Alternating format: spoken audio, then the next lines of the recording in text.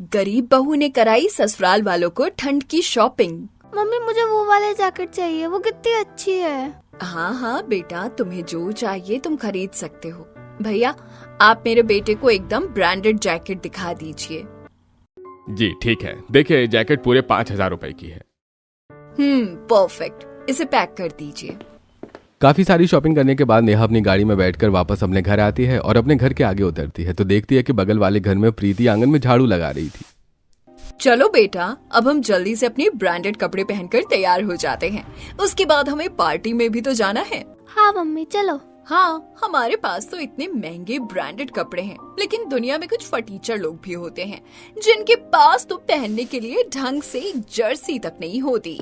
इतना कहकर नेहा अपने बेटे के साथ घर के अंदर चली जाती है और चबूतरे पर बैठी शांति ये सुन लेती है। तब वो भड़कते हुए कहती है, ये शीला और इसकी बहू दोनों एक जैसी खड़ूस है। दोनों को तो बहुत ज्यादा शो ऑफ करने की आदत है और कोई मौका नहीं छोड़ती हमें कहीं ताना मारने का।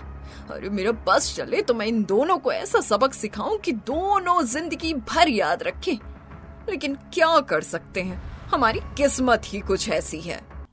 कोई बात नहीं मम्मी जी, आप शांत हो जाइए। इन सब चीजों के बारे में इतना मत सोचिए। लोगों का तो काम ही होता है कहना। सच कहा तूने, लोगों का तो काम ही है कहना। अब घर का सारा काम खत्म करने के बाद प्रीति अपने काम पर चली जाती है। वो एक घर में साफ सफाई करने और खाना बनाने का काम करती थी। क्या बात है, आज फिर तू लेट आई है? माफ करना मालकिन, ठंड में थोड़ा सा सबको काम पर भेजना होता है और उनके लिए खाना पीना बनाना होता है, इसीलिए कभी कभी देर हो जाती है। अच्छा ठीक है, लेकिन अब शाम को तू लेट घर जाएगी, ठीक है ना? मैं तुझे यहाँ पर मुफ्त में पैसे नहीं देती हूँ। जितने पैसे देती हूँ उस हिसाब से उतने समय तो तुझे काम करना ही होगा। जी ठीक है मालकिन। एक तरफ प्रीति भी बड़ी मेहनत कर रही थी और वहीं दूसरी तरफ उसका पति भी मेहनत मजदूरी करके पैसे कमा रहा था। कितनी ज्यादा ठंड हो रही है। अरे इतनी ठंड में तो मेरे हाथ बिल्कुल जम गए हैं और ठीक से काम भी नहीं हो रहा है। सच में ठंड में काम करना तो बहुत ही ज्यादा मुश्किल होता है। रोहन अपने दोनों हाथों को आपस में मसलते हुए खुद से ये कह रहा था ताकि एकदम बर्फ की तरह जमे हुए हाथों में थोड़ी गर्माहट हो सके। तभी उसका सेठ देख लेता है। अरे ओ, वहाँ पर खड़ा होकर खुद से क्या बड़बड़ कर रहा है? चल अब जल्दी से इधर आ और अपने काम पर ध्यान दे। ठीक है मालिक, अभी आ रहा हूँ। इस तरह सब अपना काम करते हैं और फिर शाम को जब सभी घर वापस आ जाते हैं तो सब रजाई में बैठे हुए थे। लेकिन जब बाहर से ठंडी हवा चीरते हुए घर के अंदर आ रही थी तब सभी को बहुत ज्यादा ठंड लग रही थी। मुझे तो बहुत ज्यादा ठंड लग रही है। हमारे घर की रजाई भी कितनी खराब है, इसमें तो बिल्कुल ठंड रुकने का नाम भी नहीं लेती है। हाँ बिल्कुल, मेरी भी ठंड के मारे जान निकली जा रही है। मेरे पास तो ढंग के पहनने के स्वेटर तक नहीं है। अरे बहू, जरा हमारे लिए थोड़ी सी आग जला दे, कम से कम उसके आगे बैठने से थोड़ी सी राहत तो मिल जाएगी, वरना ऐसे तो लग रहा है कि ठंड के मारे जान ही निकल जाएगी। जी ठीक है पापा जी, मैं अभी लगा देती हूँ। उसके बाद प्रीति जल्दी से तसला लेकर आती है और उसके अंदर कुछ उपले और लकड़ी डालने के बाद वो आग जलाने की कोशिश करती है। क्योंकि लकड़ियों में नमी थी इसलिए वो आग जलने का नाम नहीं ले रही थी। इन लकड़ियों में इतनी ज्यादा नमी है कि जलने का नाम तक नहीं ले रही है। इन्हें जलाने में भी कितनी परेशानी हो रही है। सर्दियों में ऐसा ही होता है भाभी, एक तो इतनी ज्यादा ठंड लगती है, ऊपर से उसे भगाने के लिए हमारे पास साधन भी ऐसे ही होते हैं। मम्मी तो आप एक हीटर और हमारे लिए गर्मा गर्म जर्सी खरीद दीजिए, जिसकी वजह से हमें भी ठंड नहीं लगेगी।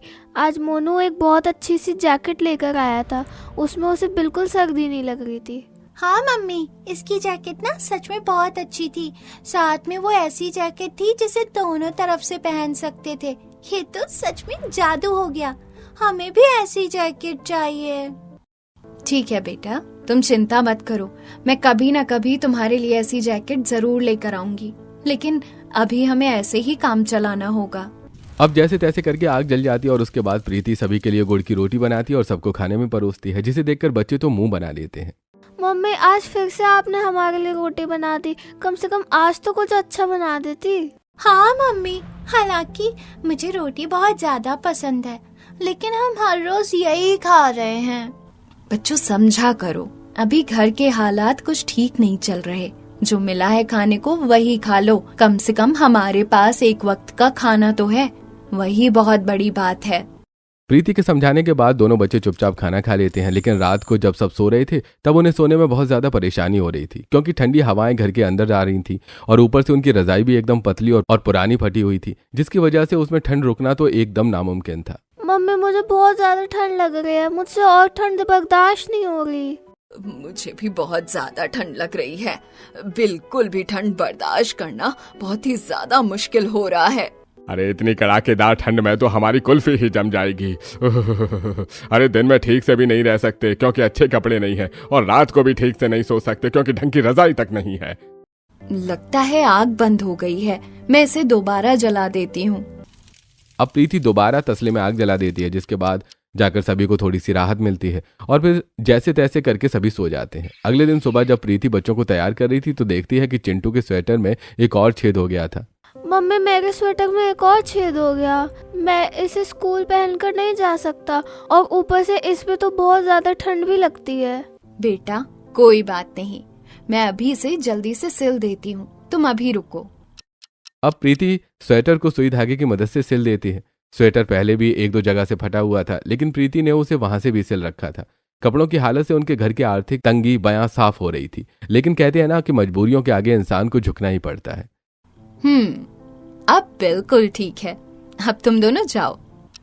उसके बाद यश दोनों बच्चों को लेकर स्कूल जा रहा था। रास्ते में बहुत ठंडी हवा चल रही थी, जिसकी वजह से तीनों कांपते हुए जा रहे थे। बाप रे, आज तो कितनी खतरनाक वाली ठंड है। ठंडी ठंडी हवा एकदम सीने को चीरते हुए जा रही है। इतनी ज्यादा ठंड तो मुझसे आज बर्दाश्त भी नहीं हो रही है। सच में चाचू, मुझे भी बहुत ज्यादा ठंड लग रही है। काश हमारे पास भी ठंड के लिए अच्छे से कपड़े होते, जिसकी वजह से हमें ठंड नहीं लगती। कोई बात नहीं बेटा, तुम चिंता मत करो, हमारी जिंदगी में भी वो दिन जल्दी ही आ जाएगा। बच्चों को स्कूल में छोड़ने के बाद यश अपने कॉलेज चला जाता है। यश के कपड़ों की भी हालत बहुत ज्यादा खराब थी, जिसकी वजह से हर कोई उसे बहुत ज्यादा चढ़ाया करता था। जैसे यश क्लासरूम में एंट्री करता है तभी एक लड़का उसके ऊपर कागज की बॉल बनाकर फेंकता है। ये देखो कौन आया है, नौकर आ गया। चल अब जल्दी से साफ सफाई कर और कूड़ा उठा, क्योंकि तुम्हारी इस कॉलेज में यही जगह है और तुम्हारी हालत देखकर तो साफ पता चल रहा है कि तुम बाद में भी यही काम करने वाले हो। उस लड़के के ऐसे बोलने पर सभी जोर जोर से हंसने लगते हैं, लेकिन यश इन बातों पर ध्यान नहीं देता और चुपचाप अपनी सीट पर जाकर बैठ जाता है।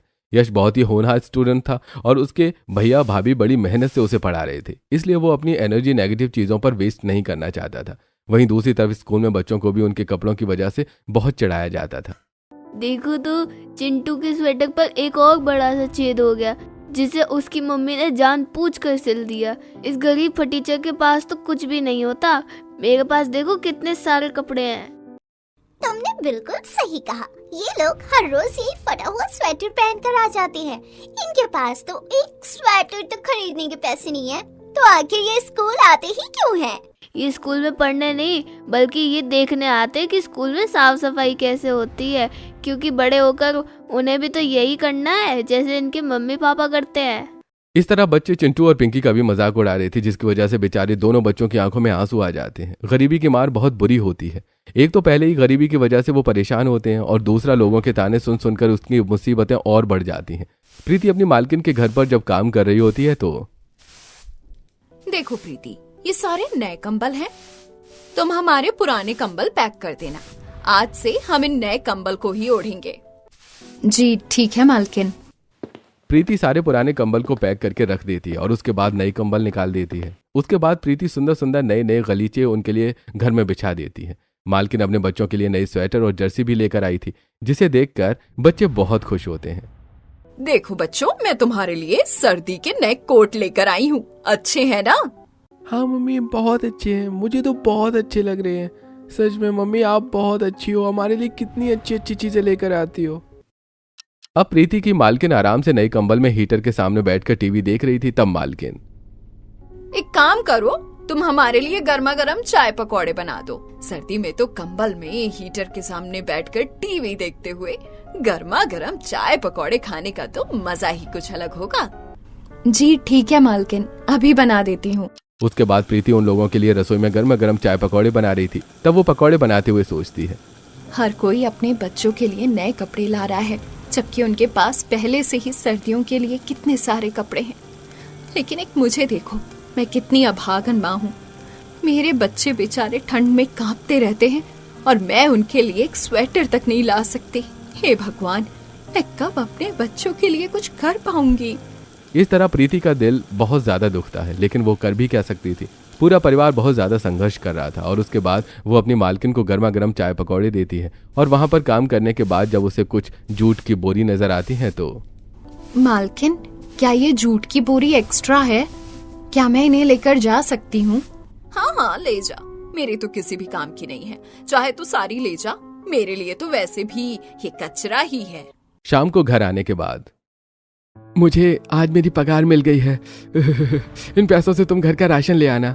लेकिन इनमें से आधे पैसे तो हमें ब्याज के भी देने हैं, क्योंकि इस बार मेरी पगार थोड़ी लेट आएगी और फिर यश की फीस भी भरनी थी। हाँ, उसका आखिरी सेमेस्टर रह गया है, बस ये फीस और भरनी है और उसके बाद कम से कम यश की पढ़ाई तो पूरी हो जाएगी। हाँ, यश की पढ़ाई का खर्च पूरा हो जाएगा।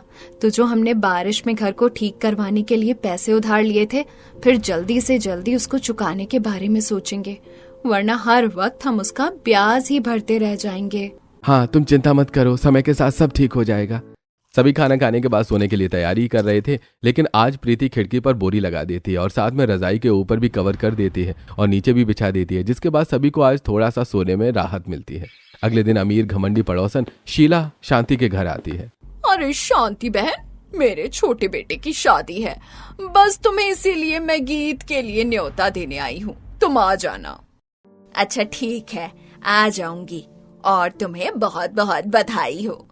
और एक बात और कहूँ, बुरा मत मानना, देखो मेरे घर में दूर दूर से बहुत सारे मेहमान आएंगे और शादी का माहौल है, तो इसीलिए जरा अपना बेहाल हाल ठीक करके आना, ऐसे आओगी तो अच्छा नहीं लगेगा। अच्छा ठीक है, अब मैं चलती हूँ, मुझे बहुत काम है। इतना कहकर शीला वहां से चली जाती है और बेचारी शांति का मुंह बन जाता है। ये गरीबी हमें पता नहीं और कितना जलील करवाएगी। लगता है हमें तो बस दूसरों के ताने सुनने के लिए ही भेजा गया है। किसी को कुछ समझ क्यों नहीं आता कि हम जानबूझकर ऐसा नहीं करते। हमें कोई शौक नहीं है ऐसे कपड़े पहनने का, लेकिन हमारी मजबूरी है। हम कम से कम किसी के आगे हाथ नहीं फैला रहे और खूब मेहनत करके अपना पेट पाल रहे हैं और अपनी जिम्मेदारियों को भी निभा रहे हैं। अरे कोई बात नहीं भाग्यवान, इस तरह तुम परेशान मत हो। अब हमारी किस्मत में ऐसा लिखा है तो हमें सब सहना ही होगा, लेकिन तुम देखना, भगवान एक दिन हमारी भी सुनेगा, एक दिन सब अच्छा होगा। वो अच्छा पता नहीं कब होगा। वहीं दूसरी तरफ यश के आखिरी सेमेस्टर के एग्जाम चल रहे थे और एग्जाम खत्म होने के बाद जब उसका रिजल्ट आता है तो पता चलता है कि यश को सेकंड प्राइज मिला है, जिसके बाद वो खुश होकर घर आता है और सबको खुशखबरी देता है। मम्मी पापा भैया भाभी, देखो मुझे सेकंड प्राइज मिला है और आखिरकार अब मेरी डिग्री कंप्लीट हो ही गई। तुम्हें बहुत बहुत बधाई हो बेटा, आखिरकार तुम्हारी मेहनत रंग लाई। सारी मेहनत भैया भाभी की है, उन्होंने मेरे लिए कितनी मेहनत की है। अरे पगले, इसमें तो हमारा कोई हाथ नहीं है, तुम्हारी ही मेहनत का कमाल है सब। तुमने पढ़ाई करने में पूरी जान लगा दी थी। हाँ बिल्कुल यश, तुमने तो सच में कमाल कर दिया। मुझे खुशी है कि तुम्हारी ग्रेजुएशन कंप्लीट हो गई, अब तुम अपने पैरों पर खड़े हो सकते हो। लेकिन मम्मी, चाचू तो अभी भी अपने पैर पे खड़े हुए हैं, तो आप ऐसा क्यों कह रही हो? चिंटू की बात सुनकर सभी हंसने लगते हैं। बेटा, इसका मतलब है कि तुम्हारे चाचू अब अच्छी नौकरी करेंगे और अब वो खुद भी कमाना शुरू करेंगे। ओ अच्छा। इस तरह यश अब अलग अलग बढ़िया बढ़िया कंपनीज में अप्लाई करना शुरू कर देता है। वहीं दूसरी तरफ रिया अपने कॉलेज में अपने फ्रेंड के साथ कैंटीन में बैठी थी। देखो तो रिया, ऑनलाइन कितने अच्छे अच्छे कपड़े मिल रहे हैं। ये वेबसाइट तो सच में बहुत अच्छी है, सब कुछ बहुत ही ट्रेंडी मिल रहा है। हाँ तुमने बिल्कुल सही कहा, लेकिन ये सब तो बहुत महंगे हैं। अरे अगर ब्रांडेड कपड़े लेने हैं तो महंगे ही आएंगे ना। अब तो मेरा शॉपिंग करने का बहुत मन कर रहा है। चलो हम एक काम करते हैं, अब थोड़ी देर में मॉल ही चलते हैं। कॉलेज के निकलने के बाद दोनों एक बहुत ही महंगे मॉल में शॉपिंग करने के लिए चली जाती हैं। ऋतु बहुत सारी महंगी महंगी ड्रेसेस ट्राई कर रही थी, जहां रिया सिर्फ दूर से महंगे कपड़ों को निहार ही पा रही थी। काश मैं भी कोई अच्छे से ब्रांडेड कपड़े खरीद पाती। देखो तो जरा, यहाँ पर कितनी सुंदर सुंदर ड्रेसेस हैं। ऋतु ट्रायल रूम में एक ड्रेस ट्राई करती है और रिया को दिखाते हुए कहती है, देखो तो रिया जरा, ये ड्रेस कितनी ज्यादा सुंदर और एलिगेंट लग रही है। इतनी सुंदर लग रही है ना ये मेरे ऊपर। हाँ सच में ये ड्रेस बहुत अच्छी लग रही है और इसमें तुम बहुत सुंदर लग रही हो। बिल्कुल, मैं मैं बनी ही सुंदर और महंगी ड्रेसेस के लिए हूँ। मैं कोई कपड़ा पहनूं और वो मेरे ऊपर अच्छा ना लगे, ऐसा हो ही नहीं सकता। चलो मैं अभी और कपड़े ट्राई कर लेती हूँ। इसके बाद रितु कुछ ड्रेसेस ट्राई करके काफी सारे महंगे कपड़े खरीद लेती है और उसके सारे बैग रिया उठाकर उसके पीछे पीछे चल रही थी। थोड़ी देर बाद दोनों दूसरे मॉल में चले जाते हैं, जहां एक तरफ रितु ड्रेसेस देख रही थी और ट्राई कर रही थी, वहीं दूसरी तरफ रिया उसके बैग उठाकर घूम रही थी। रितु को वहां अपनी एक दूसरी सहेली नजर आती है। अरे सीमा, तुम यहाँ क्या कर रही हो? ओह हाय रितु। कुछ नहीं, मैं तो शादी की शॉपिंग करने आई थी। तुम बताओ, तुम्हारी शॉपिंग कैसी चल रही है? क्या तुम अकेली शॉपिंग कर रही हो? अरे नहीं, मैं तो रिया के साथ आई थी यहाँ पर। देखो, मैं जानती हूँ वो तुम्हारी दोस्त है, लेकिन बुरा मत मानना। तुम उस गरीब फटीचर के साथ क्यों रहती हो? उसके साथ रहकर तो तुम्हारा स्टैंडर्ड एकदम लो हो जाता है। वो तुम्हारे साथ बिल्कुल भी अच्छी नहीं लगती। तुमने बिल्कुल सही कहा, इसीलिए तो उसे रखा है मैंने, ताकि मैं और भी ज्यादा अच्छी लगूं। और फिर मेरे साथ एक नौकर भी तो होना चाहिए बैग उठाने के लिए। बस वो उसी में मेरे काम आ जाती है। ये बात बोलकर दोनों जोर जोर से हंसने लगते हैं। मानना पड़ेगा, तुम्हारे दिमाग की दाद देनी होगी। तुमने तो सच में कमाल कर दिया। यह बात पीछे खड़ी रिया सुन लेती है, जिसकी वजह से उसकी आंखों में आंसू आते हैं और वो वहां आकर कहती है, तुमने मेरे साथ बिल्कुल भी अच्छा नहीं किया। मैंने तो तुम्हें अपना दोस्त माना था और तुम मेरे बारे में ऐसा सोचती हो। तुम ऐसा कैसे कर सकती हो मेरे साथ? फिर से वही इमोशनल ड्रामा शुरू हो जाता है इन गरीब लोगों का। और प्लीज मेरे सामने ये ड्रामा करने की जरूरत नहीं है, ठीक है ना? तुम्हें क्या सच में लगा था मैं तुम जैसी गरीब फटीचर को अपना दोस्त मानूंगी? ये सब सुनकर रिया को बहुत ज्यादा हर्ट होता है और वो रोते हुए अपने घर आ जाती है। जब प्रीति उसके रोने का कारण पूछती है तो रिया उसे सारी बात बताती है। कि अमीर लोग खुद को समझते क्या है कि इनका जो मन करेगा ये हमारे साथ वो कर सकते हैं। सच में ये लोग कितने बुरे होते हैं। इन लोगों में बिल्कुल भी दया नहीं होती। लेकिन कोई बात नहीं, तुम चिंता मत करो। हाँ बस बहुत हो गया। सच में इन अमीर लोगों के घमंड से तो मैं बहुत ज्यादा परेशान हो गई हूँ। आज मेरे साथ भी बिल्कुल ऐसा ही हुआ। शांति शीला के घर पर गीत में गई थी, जहां पर सारी महिलाएं जाकर गीत गा रही थी और डांस कर रही थी। शांति वहां पर फटे पुराने कपड़े पहनकर गई थी, जिसे देखकर उनकी ही एक पड़ोसन सरला कहती है, अरे यहाँ भिखारी कहाँ से आ गए? इन्हें जरा बाहर निकालो। सरला की बात सुनकर शीला हंसते हुए कहती है, अरे सरला, तुमने क्या हमारी बेचारी पड़ोसन शांति को नहीं पहचाना? भिखारी के गेटअप में और कोई नहीं, हमारी पड़ोसन शांति है। लगता है वो अपनी अलग थीम बनाकर यहाँ पर आई है। इस तरह दोनों शांति का मजाक उड़ाते हुए हंस रही थी, जिसकी वजह से शांति को बहुत ज्यादा शर्मिंदगी महसूस होती है और वो थोड़ी देर बाद ही घर वापस आ जाती है। बस बहुत हो गया, अब इन लोगों की जुबान तो बंद करनी ही होगी। इस तरह दिन गुजरते हैं। वहीं दूसरी तरफ एक दिन यश इंटरव्यू देने एक बड़ी सी मल्टीनेशनल कंपनी में जाता है। वहां पर वो अंदर जा ही रहा था कि उसके फटे पुराने कपड़े देखकर सिक्योरिटी गार्ड उसे रोकते हुए गुस्से में कहता है, अरे रोको रोको, तुम कहाँ जा रहे हो? अरे मैं तो बस अंदर इंटरव्यू देने के लिए जा रहा हूँ। अरे क्या कहा, इंटरव्यू देने के लिए? अरे तुम जैसा गरीब फटीचर इतनी बड़ी मल्टीनेशनल कंपनी में इंटरव्यू देने जाएगा? अरे तुमने क्या मुझे पागल समझा है? तुम कुछ भी बोलोगे और हम तुम्हारी बात मान लेंगे। अरे नहीं नहीं, ऐसा नहीं है, मैं सच कह रहा हूँ। आप चाहे तो मेरे डॉक्यूमेंट्स भी चेक कर सकते हैं। अरे मुझे कुछ चेक करने की जरूरत नहीं है भैया, चलो निकलो यहाँ से। तुम जैसे गरीब फटीचरों को मैं अच्छे से जानता हूँ, नकली कागज बनवा कर भी आ जाते हैं और फिर कुछ चोरी करके भाग जाते हैं। मैं इतना बड़ा रिस्क नहीं लेना चाहता इतनी बड़ी कंपनी के लिए, चलो निकलो यहाँ से। इस तरह सिक्योरिटी गार्ड बाहर से ही यश को धक्का मारकर वहां से निकाल देता है। जब वो उदास होकर घर आता है तो, क्या बात है, तुम इतने उदास क्यों नजर आ रहे हो? अगर भाभी को ये बात बताऊंगा तो बेवजह वो चिंता करेंगे। क्या बात है, तुम्हारा इंटरव्यू अच्छा नहीं हुआ? कुछ नहीं भाभी, कुछ भी नहीं हुआ, बस ऐसे ही मैं बहुत ज्यादा थक गया था। अब प्रीति भी देख रही थी कि किस तरीके से सिर्फ कपड़ों की वजह से उसके परिवार वालों को जज किया जा रहा था, जिसकी वजह से उसे बहुत बुरा लगता है। तब वो रोहन को सारी बात बताती है। हमारे परिवार वालों को बहुत कुछ बर्दाश्त करना पड़ रहा है। मुझसे अब और हालत नहीं देखी जा रही। मैंने थोड़े से पैसे बचाए थे और अभी हमारी जो पगार आएगी उन्हें लेकर हम पूरे परिवार को बढ़िया सी शॉपिंग करवाने ले जाएंगे। लेकिन इसके बाद हमारा महीना निकालना मुश्किल हो जाएगा। कुछ मुश्किलें नहीं होंगी। अब यश की पढ़ाई पूरी हो गई है और उसकी फीस जमा करवाने में हर महीने इतने पैसे जाते थे। बस एक महीने की और परेशानी है, हम थोड़ा कम खर्च कर लेंगे। लेकिन अब मैंने ठान लिया है कि मैं अपने परिवार वालों को अच्छी सी शॉपिंग करवाऊंगी। शीला आंटी भी मम्मी जी को बार बार बेइज्जत करने के लिए वहाँ बुलाती हैं। लेकिन अब बस बहुत हो गया। अब मैं सबको दिखा कर रहूंगी कि हम भी किसी से कम नहीं हैं। इस तरह प्रीति ठान लेती है और वो अपने पूरे परिवार को लेकर एक बड़े से मॉल में जाती है। मम्मी जी, पापा जी, बच्चों, रिया और यश, तुम सब अपने लिए अच्छे अच्छे कपड़े पसंद कर लो। सर्दियों के कपड़े तुम जैसे चाहो वैसे खरीद सकते हो। लेकिन बेटा, इसमें बहुत खर्चा हो जाएगा, हमें कुछ नहीं चाहिए। हाँ बेटा, पहले ही घर के हालात ठीक नहीं है। सब ठीक है पापा जी, आप सबको चिंता करने की जरूरत नहीं है। मैंने कहा ना, आप सब बस अपने लिए अच्छे अच्छे कपड़े पसंद कर लीजिए। उसके बाद पूरा परिवार वहां पर बहुत अच्छे अच्छे कपड़े देखता है और उन्हें ट्राई करके देखता है। रिया एक सुंदर सी ड्रेस के साथ ब्लैक लॉन्ग कोट पहन कर आती है। देखो भाभी, ये ड्रेस कैसी लग रही है? अरे मेरी ननद एकदम परी लग रही है, बहुत ही सुंदर। इसमें तो सब तुम्हें बस देखते ही रह जाएंगे। थैंक यू सो मच भाभी। एक काम करते हैं, मम्मी को भी लॉन्ग कोट ट्राई करवाते हैं। अरे नहीं नहीं, मुझे ऐसा कुछ नहीं पहनना। क्या इस उम्र में ये सब अच्छा लगता है? अभी आपकी उम्र को क्या हुआ है मम्मी जी? अभी तो आप जवान ही हैं, चिंता मत कीजिए, आपके ऊपर सब अच्छा लगेगा। चलिए अब जल्दी से ट्राई कीजिए। शांति भी सुंदर सी साड़ी के ऊपर एक कोट ट्राई करती है, जिसके बाद वो बहुत अच्छी लगती है।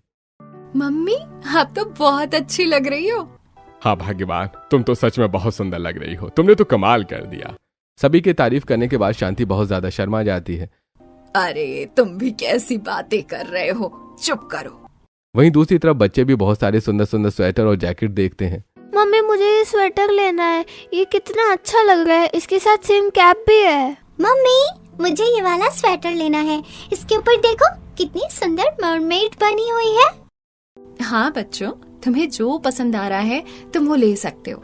तुम सबको जो भी अच्छा लग रहा है तुम सब वही कपड़े खरीद सकते हो। बच्चे भी अपने लिए सुंदर सुंदर स्वेटर और जैकेट पसंद कर लेते हैं। वहीं दूसरी तरफ रोहन और यश बहुत ज्यादा कंफ्यूज हो रहे थे। मैं जानती हूँ आप दोनों जानबूझकर कुछ नहीं खरीद रहे, लेकिन पैसों की चिंता करने की जरूरत नहीं है। मैंने कहा ना, मैंने बहुत समय से थोड़े बहुत पैसे जोड़े थे और फिर अब हमारा घर खर्च भी कम हो गया है। इस महीने से हम सब एडजस्ट कर सकते हैं, इसीलिए आप भी अपने लिए 2-2 जोड़ी कपड़े तो जरूर खरीद लीजिए। उसके बाद रोहन और यश भी अपने लिए कपड़े खरीद लेते हैं और सभी के कपड़े खरीदने के बाद भाभी, आप भी अपने लिए सुंदर से कपड़े डिजर्व करती हैं। अब आपके लिए मैं स्पेशल तरह के कपड़े चूज करूंगी। चलिए अब रिया प्रीति को बहुत सारे कपड़े ट्राई करवाती है।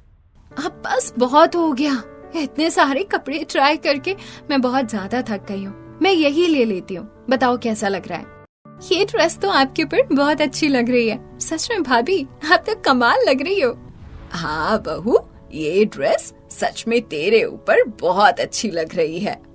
तो ठीक है, चलिए हम सबकी शॉपिंग हो गई है, अब हम घर चलते हैं। सर्दियों की ढेर सारी शॉपिंग करने के बाद सभी घर आ जाते हैं और शाम को शीला की पार्टी में जाने के लिए सभी बहुत सुंदर तरीके से तैयार होते हैं और वहां पर पहुंचते हैं। जब वहां पर पूरा परिवार तैयार होकर जाता है तो हर कोई उन्हें हैरानी से बस देखता ही रह जाता है। यार, क्या मैं जो देख रही हूँ वो सब सच है? क्या ये वही गरीब फटीचर परिवार है जो इतने सुंदर कपड़े पहनकर आया है?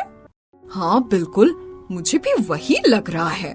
उन सभी को इतना सुंदर तैयार देखकर सरला और शीला का मुंह खुला का खुला रह जाता है, जिसे देखकर शांति कहती है, अरे तुम दोनों अपना मुंह बंद कर लो, वरना सारी मक्खियाँ तुम्हारे मुंह में घुस जाएंगी। जिस पर सब हंसने लगते हैं। उसके बाद गरीब परिवार भी वहाँ पार्टी में खूब एंजॉय करता है और सब उसकी तरफ बस देखते रह जाते हैं। वहीं दूसरी तरफ पार्टी में ड्रिंक करके एक लड़का बहुत ज्यादा हंगामा करता है। तुम अभी इसी वक्त मेरे साथ चलोगे?